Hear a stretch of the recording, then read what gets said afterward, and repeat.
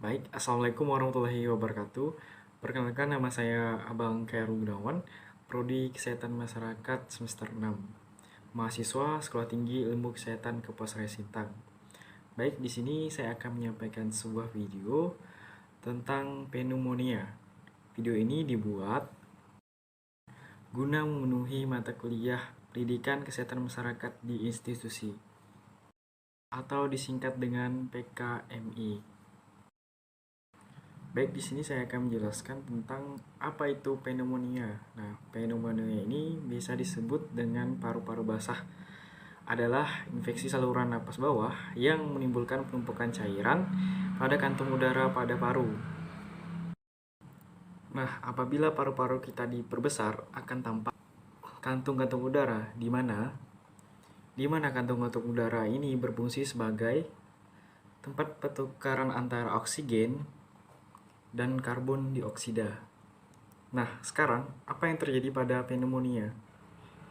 Yang terjadi pada pneumonia adalah kantong udara pada paru-paru berisi air, sehingga tidak terjadi pertukaran antara oksigen dan karbon dioksida, sehingga dapat terjadi sesak napas.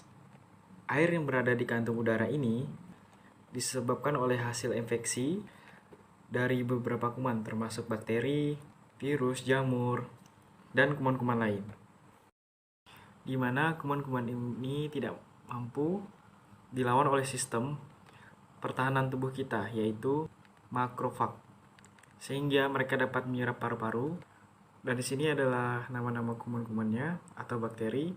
Yang pertama itu Streptococcus pneumonia, yang kedua Haemophilus influenza, yang ketiga Staphylococcus aureus, yang keempat Pseudomonas aeruginosa. Baik, selanjutnya kita masuk ke dalam apa saja faktor risiko dari pneumonia ini. Pasien lansia, kebiasaan merokok, kelemahan sistem imun, pasien dengan penyakit-penyakit lain seperti diabetes, penyakit paru obstruktif, dan juga pasien dengan penyakit jantung, dan juga terjadi juga pada pasien yang memiliki gangguan menelan. Biasanya terjadi pada pasien stroke atau penyakit saraf yang lain. Terjadi juga pada pasien yang memiliki penurunan kesadaran. Baik, selanjutnya apa saja tanda dan gejala pneumonia? Gejala pneumonia yang sering kita lihat yaitu yang pertama sesak napas, kemudian batuk produktif, di mana batuk ini menghasilkan warna karat atau kecoklatan, ataupun dahak yang bercampur dengan darah. Kemudian penderita juga dapat mengalami demam, kemudian penderita juga dapat mengalami nyeri. Sekarang masuk kepada mitos ataukah fakta. Nah, ini mitos dan fakta ini sering muncul pertanyaan dari masyarakat bahwa apakah mandi malam dapat menyebabkan paru-paru basah atau pneumonia? Faktanya atau jawabannya adalah mitos. Jadi, mandi malam tidak ada pengaruhnya terhadap angka kejadian pneumonia atau paru-paru basah ini. Nyatanya, pneumonia ini disebabkan oleh adanya infeksi. Nah, sekarang apa yang harus dilakukan jika menderita gejala seperti yang di atas? Yang pertama yang harus dilakukan adalah konsultasi ke dokter. Biasanya dokter akan melakukan beberapa pemeriksaan seperti pemeriksaan fotoradiologi, pemeriksaan laboratorium untuk menunjang diagnosis. Dokter juga akan memberikan pengobatan berupa pemberian antibiotik untuk mempercepat. Selanjutnya adalah berhenti merokok, terutama bagi yang para laki-laki. Jika Anda adalah seorang perokok, maka berhentilah merokok. Dengan mengkonsumsi air hangat yang dicampur dengan perasan lemon dan madu akan dapat mengurangi terjadinya batuk. Nah, ini adalah sekilas data tentang pneumonia. Pernahkah pneumonia terjadi di Indonesia? Nah, berdasarkan data updatean atau data Riskesdas tahun 2018, prevalensi pneumonia sekitar 2%. Dan jumlah penderita pneumonia di Indonesia pada tahun 2013 berkisar antara 23 sampai 27%. Dan kematian akibat pneumonia sebesar 1,19%. Dan cara cegah penyebarannya ke Indonesia yaitu memperketat pemeriksaan di bandara melalui alat pemindai suhu tubuh, melakukan deteksi pencegahan jika ditemukan pasien dengan gejala pneumonia, melakukan perawatan, pengobatan, isolasi terhadap pasien dengan gejala pneumonia, dan mengimbau masyarakat untuk berperilaku hidup sehat. Baik, selanjutnya kita akan membahas tentang spesifikasi atau jenis pneumonia. Yang pertama yaitu maternal pneumonia. Maternal pneumonia jenis pneumonia yang dapat menyerang para wanita hamil. Para wanita hamil cukup rentan mengembangkan penyakit pernapasan ini karena daya tahan tubuh yang lemah selama kehamilan. Gejala yang dirasakan yaitu batuk, demam, menggigil, dan sesak napas atau kelelahan. Seiring ketidaknyamanan yang terus dirasakan, para ibu hamil dianjurkan untuk segera ke dokter. Kedua, bakterial pneumonia. Pneumonia pada orang dewasa kebanyakan disebabkan oleh bakteri, di mana penularannya bisa jadi terjadi karena aktivitas batuk atau bersin. Pada jenis bakterial pneumonia, orang-orang yang memiliki penyakit jantung, asma, dan juga emfisema akan lebih mudah tertular. Gejala bakterial pneumonia yaitu demam tinggi, batuk berdahak, kelelahan, nyeri di bagian dada, sesak napas, dan bernapas terlalu cepat. Ketiga yaitu chemical pneumonia. Jenis pneumonia ini tergolong sangat jarang. Namun berhati-hatilah dengan paparan debu, gas, termasuk cairan berbahan kimia tertentu yang partikel-partikel kecilnya terhirup lalu menyebabkan pneumonia. Beberapa gejala chemical pneumonia yaitu batuk kering atau batuk berdahak. Batuk berdahak dapat menghasilkan dahak berwarna kehijauan atau kekuningan, batuk berdarah, dan sensasi panas terbakar pada tenggorokan, mulut, bibir, mata, dan juga hidung. Juga dada terasa nyeri. Sakit perut, mual-mual, sesak napas, gejala seperti gejala flu, tubuh lemah. Keempat yaitu community acquired pneumonia. Nah, jenis pneumonia ini lebih sering terjadi pada seseorang ketika secara tak sengaja menelan minuman, cairan, makanan, air liur, atau muntahan hingga masuk ke paru-paru. Faktor-faktor yang menyebabkan pneumonia: penggunaan narkoba, penyalahgunaan. Kelima yaitu hospital acquired pneumonia. Jenis pneumonia ini lebih berisiko terjadi pada orang-orang dengan kondisi daya tahan tubuh lemah karena penyakit tertentu. Selain itu juga menyerang orang-orang yang bernapas dengan dibantu tracheostomi, kesulitan batuk, serta yang menggunakan alat bantu napas akan lebih rentan terhadap jenis pneumonia ini. Keenam yaitu walking pneumonia. Jenis pneumonia ini memiliki tingkat keparahan yang lebih rendah. Bahkan penderita dari pneumonia ini jarang menyadari bahwa mereka sedang mengalaminya.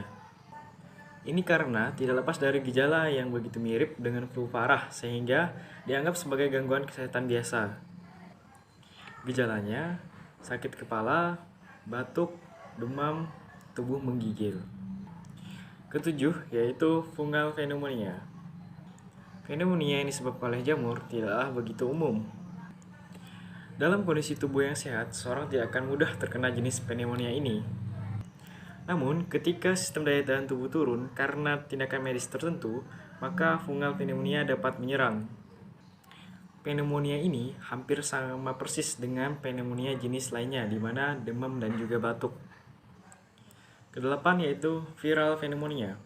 Nah, pneumonia ini disebabkan oleh virus, di mana jenis pneumonia ini termasuk sangat umum dengan timbulnya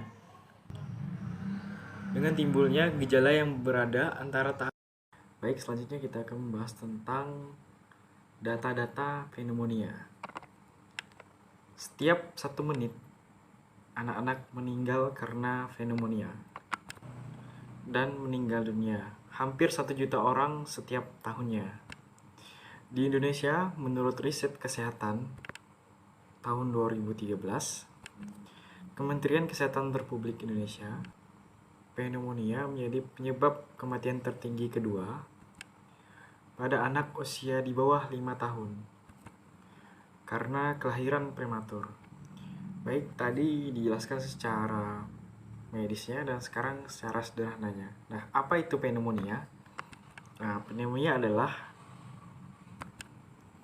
penyakit yang disebabkan oleh kuman, bisa bakteri ataupun virus, pada salah satu atau kedua jaringan paru-paru, kantong udara atau paru-paru atau alveoli yang seharusnya berisi udara menjadi berisi cairan atau nanah. Penderita mengalami batuk berdahak yang bisa berwarna putih atau kekuningan, atau juga bisa kehijauan. Dan gejalanya itu bisa sesak dan juga demam, atau juga bernapas cepat dan juga sesak napas. Karena kekurangan oksigen, sel-sel tubuh penderita menjadi tidak bisa bekerja dengan secara optimal. Selain akibat penyebaran infeksi ke seluruh tubuh, kekurangan oksigen inilah yang membuat penderita pneumonia bisa meninggal. Faktor penyebab meningkatnya kejadian pneumonia karena aspek individu pada anak, perilaku orang tua, ataupun lingkungan.